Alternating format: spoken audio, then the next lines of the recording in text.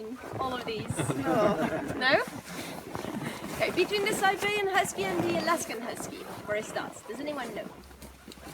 One's from Siberia. That might have been true a long time ago. No, it's a very simple difference. The Siberian Husky is a pure breed dog. So in order to be able to call them Siberian, they have to have very specific characteristics. They have to have a certain length of the body, certain length of the legs, they have to have the ears that go up, they have to have the tail up. It's very, very precise, and most of our dogs are Alaskan Huskies, the other kind, which means that they are mutts, they're mixed breeds. So it's any polar breed mixed with anything you can think of. The imagination is the limit, but very often they've been mixed with greyhound type of dogs to make dogs that are gonna go fast. Because the Siberian Husky is the Hollywood one, it's the movie one, but the Alaskan is the one that does the serious job behind and that you're gonna find in the competitions as well. And then I've mentioned Malamutes. It's another kind of pure breed dog. It's just a little bit different characteristics. They're bigger for a start. And then the Lycanenets and the Tamers, they're two Siberian breeds that are very rare and very ancient and extremely resistant to the cold. So now that we've got everybody, that's fine. I think I'm going to do the driving instructions now, and then we'll head down to the farm and I'll talk a little bit more about the dogs on the way. Does that work for everybody?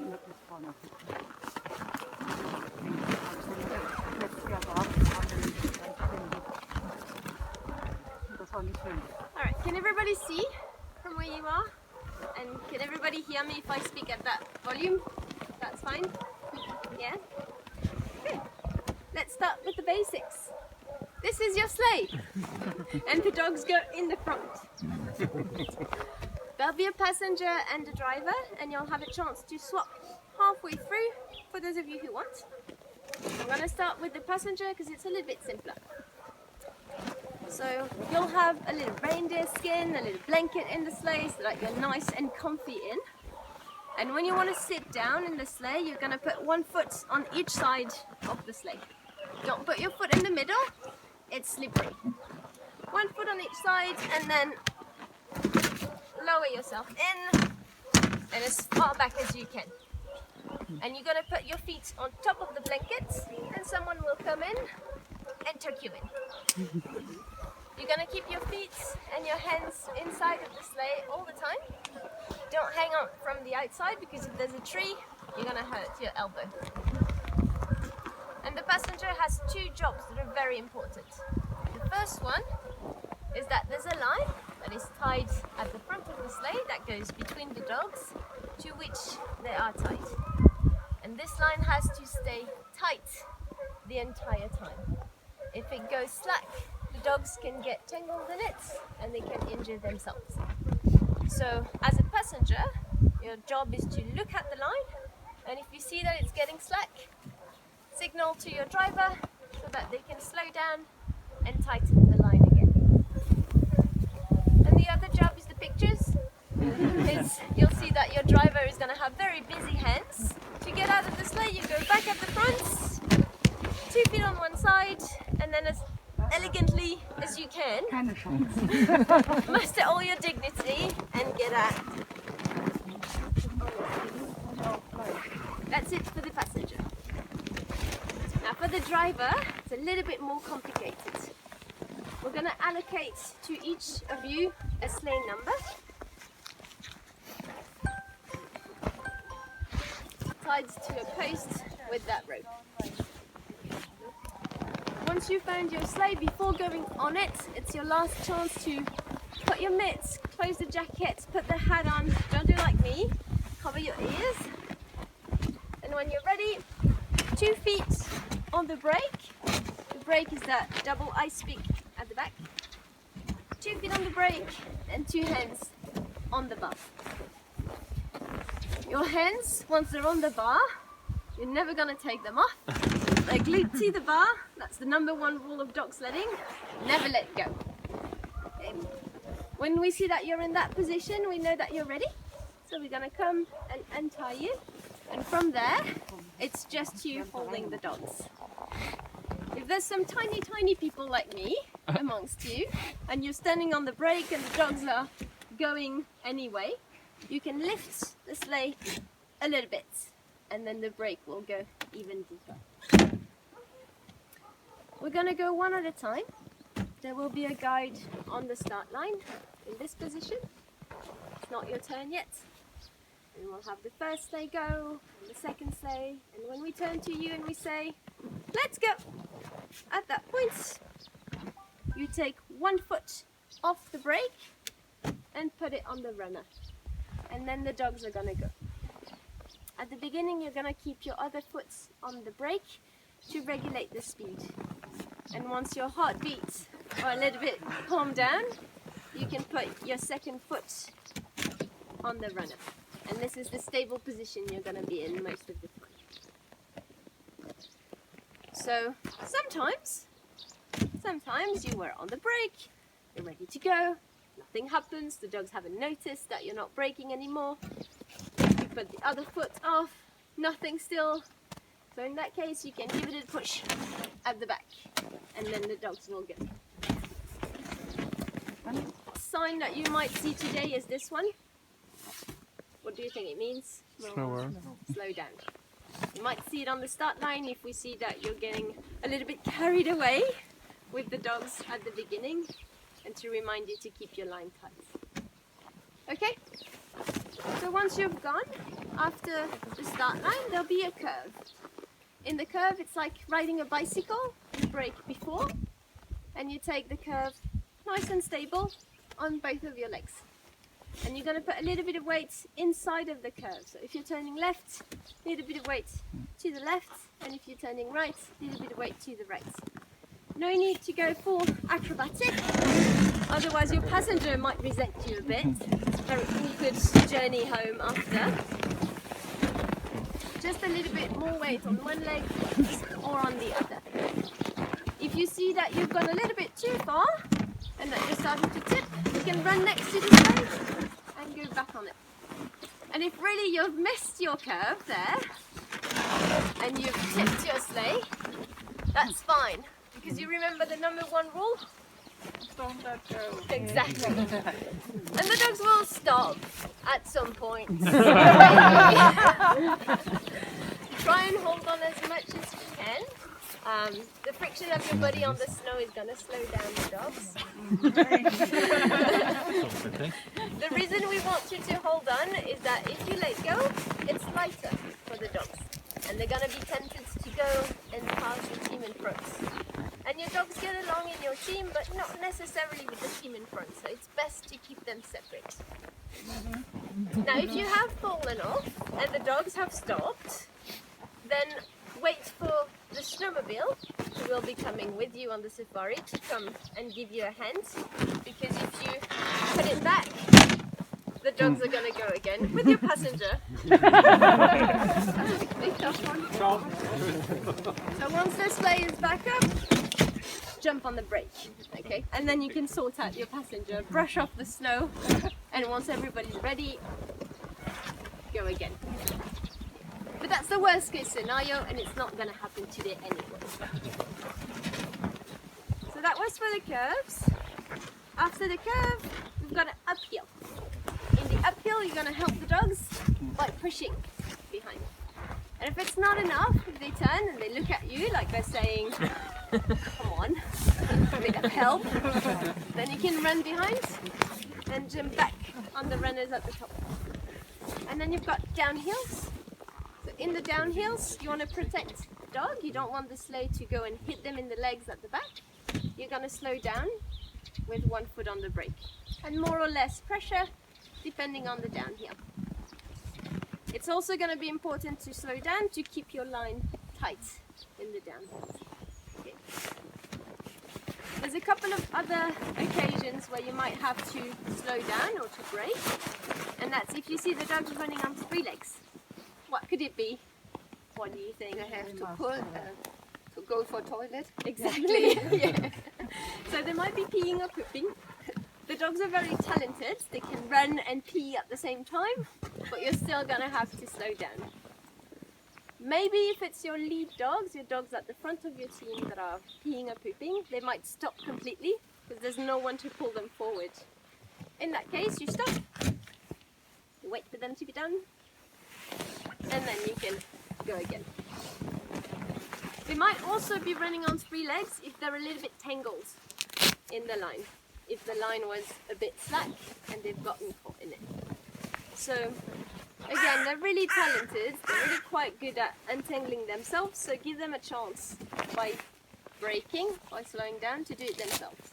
And if really they're completely tangled, 2 foot on the brake, and it's the one and only time you're allowed to let go of one hand to call the snowmobile. And the snowmobile will come, undo the knots, and then send you on your way again. Now, of course, if the sleigh in front of you brakes or slows down, what do you have to do? Exactly. As you will have understood, passing is not allowed. So you slow down or you brake. There's a good trick to know if you have a good distance with the sleigh in front, and it's that rope. Because once you've gone, it's going to be dragging behind the sleigh. And you don't want your lead dogs, the dogs at the front of your team, to be closer to the sleigh than the length of the rope. So if the lead dogs are running here, you're fine. If they're running here, you're too close. Slow down, give a bit more distance, and then you're good. And if there's more distance than the rope, that's fine. That's not a problem.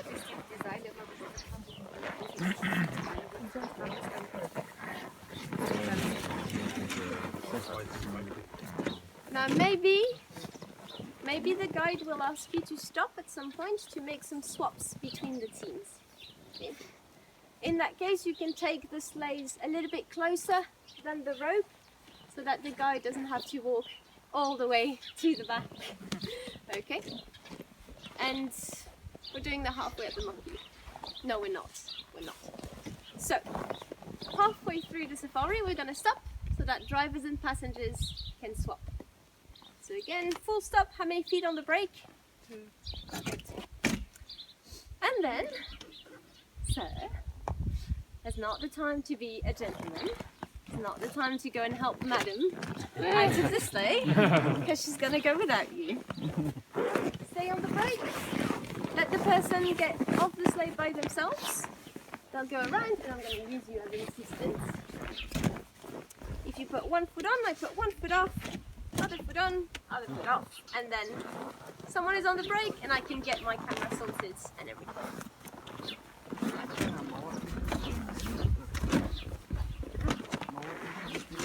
When we come back into the farm, we will tell you where to stop next to posts so we can tie you up again.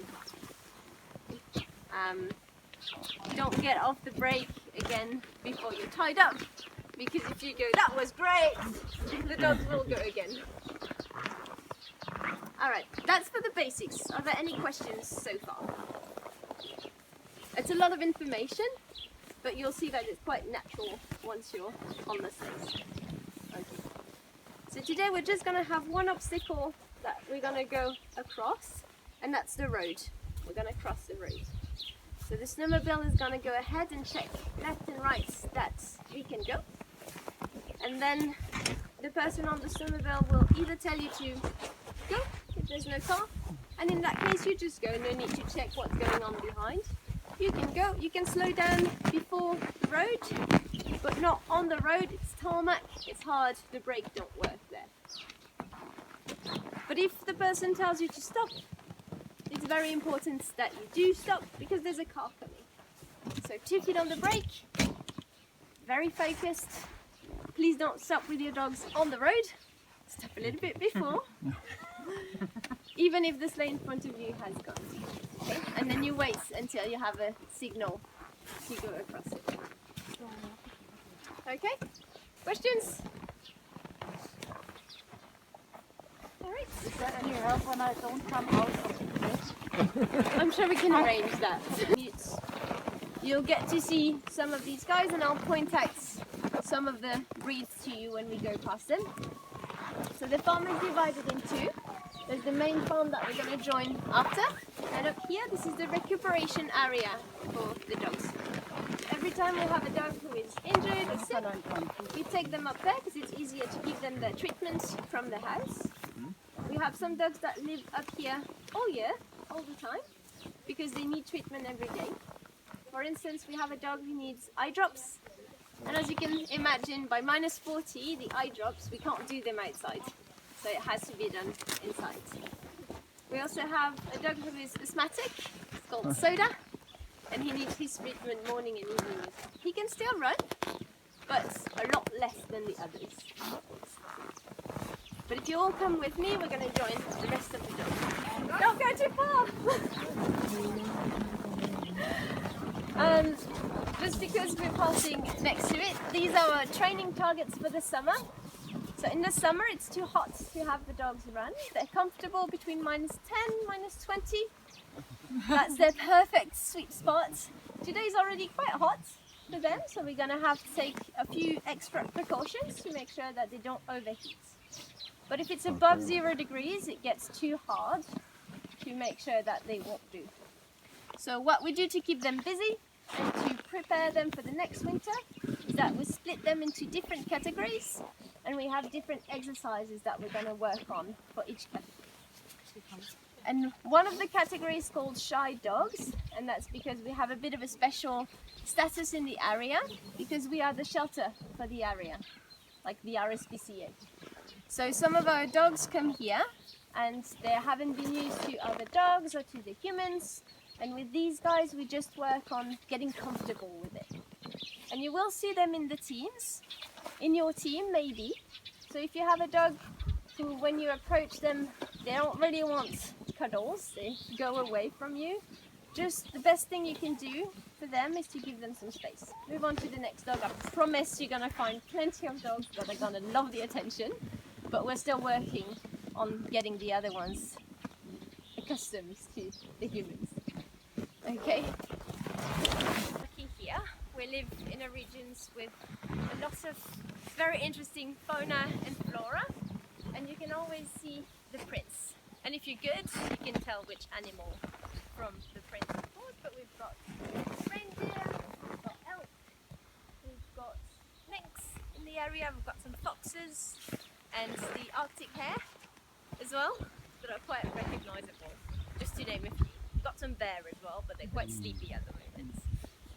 Good trees says G or maze, and that's one of the exercises that we do in the summer with the dogs. So G and Ho is musheton for left and right, and the idea of the maze is that you have the dog in a harness, you have a belt, you tie yourself to the dog, and you go and run in the maze, and you shout G, G, Ho, G, and you look at which dog reacts the best to the commands.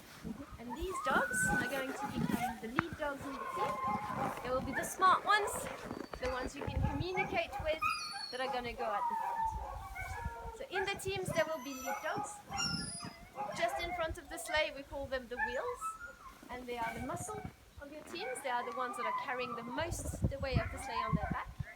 And in between they are the swing dogs or the team dogs, and they not only help the lead dogs swing the team around, but they also relieve part of the weight from the wheels. So depending on how fast you want to go and how much you want to carry in the sleighs, you're going to add dogs, you're going to add team dogs. So sometimes if I go alone, I only take 2 dogs, I don't need more. But if you do some competitions where they're going to go really, really fast, you can have 16 dogs in the teams. So today we're going to have anywhere between 4 and 6. Yeah, because it depends on the dogs as well. Some of them are a bit stronger than the others. Are there any smokers in the group? Anyone who's planning to smoke in the next hour? No? Alright then, easy. The farm is split in 2. There's the cages area, and in there we've got some quite young dogs, and their big thing at the moment is to pop their head through the fence and snatch the gloves as you go past and eat them. So you're going to need your mitts, so keep your hands to yourself, it's not good for their tummy either. And then the second part of the farm, the dogs are in circles, and they're a little bit easier to go and say hi to. So feel free to. We have no dogs that are aggressive towards humans, you'll find, but some of them are quite excited and they like to jump to say hi. So beware, don't take a dog under the shin.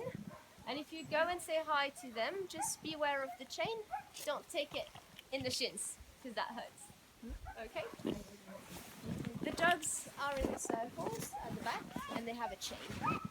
And Bree, he has a bit of Malamute in the mix, and she has a little bit of German Shepherd in the mix. As you can tell from the colour, probably. The kennel just behind me, it's a special kennel for the puppies. We don't have puppies every year because we have an ethical approach to fostering dogs, in the sense that we pledge that we will take care of all of our dogs from the moment that they arrive to us, whether they're born here or not, until their death. So if we want to be able to take care of our older dogs, our dogs that are not running anymore, the retired ones, we can't just have thousands and thousands of puppies, because they demand a lot of time, a lot of energy, and a lot of space as well. But we do decide every now and then that we have the space for some puppies, and on those years we will have litters. So they're born at the house, they'll stay about 3 weeks at the house with their mum, and then they will go down to the puppy Hilton, just behind me. And the idea of that kennel is that the mum, when she's a little bit tired, believe me, when she's got 8 or 9 puppies, she does get a little bit tired, she can go up the stairs and have a little nap, and the puppies can't follow. And when we see that it happens more and more often, that she's taking a bit of distance, we know that it's time for the puppies to go to the kindergarten next door. So she can still see them, she can still lick them through the fence, but she has her own space this time. Between the moment that they're born and the end of the kindergarten, there's about 3 months. And after that, we're going to spread the puppies into different cages, either with a brother or a sister, so that they can continue to play, or with an older dog from outside the litter, who's going to teach them a little bit the do's and don'ts of being a dog. They're going to get growled at every now and then, that's the whole point. That's how they're going to learn. Hey Maya. Avoids that sort of issue. But you're also going to find in the cages the dogs with the shorter hair, for instance the ones that do have some greyhounds in, because they can sleep against each other at night and keep warm.